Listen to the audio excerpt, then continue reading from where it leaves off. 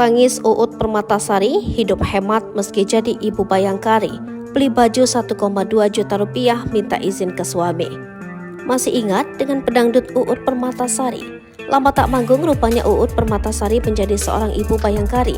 Uut Permatasari menikah dengan suaminya yang berprofesi sebagai polisi. Jabatan suami Uut Permatasari pun tak main-main, yakni Kapolres Goa.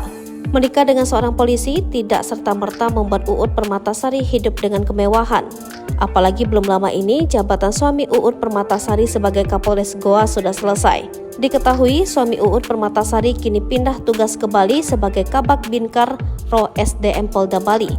Hadir dalam acara pagi-pagi ambiar, tangis Uut Permatasari pecah saat diminta menceritakan sosok suami.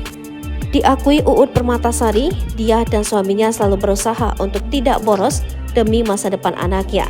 Dia juga bercerita mengenai kebaikan sang suami yang bikin terharu. Uut Permatasari bercerita kalau suaminya selalu berusaha memenuhi semua kemauannya.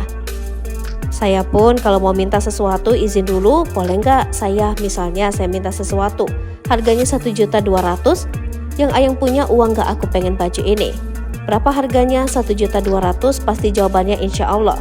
Selalu jawabannya insya Allah, tapi besoknya baju itu sudah ada. Saya nggak pernah minta sesuatu yang melebihi batas kemampuannya, karena saya tahu di sini berapa gaji dari pegawai negeri yang dipersenjatai. Jadi saya pun sebagai istri tidak boleh hidup boros atau apapun. Jadi saya juga harus nyimpan uang untuk masa depan anak-anak saya, jelas Uut Permatasari sampai berderai air mata.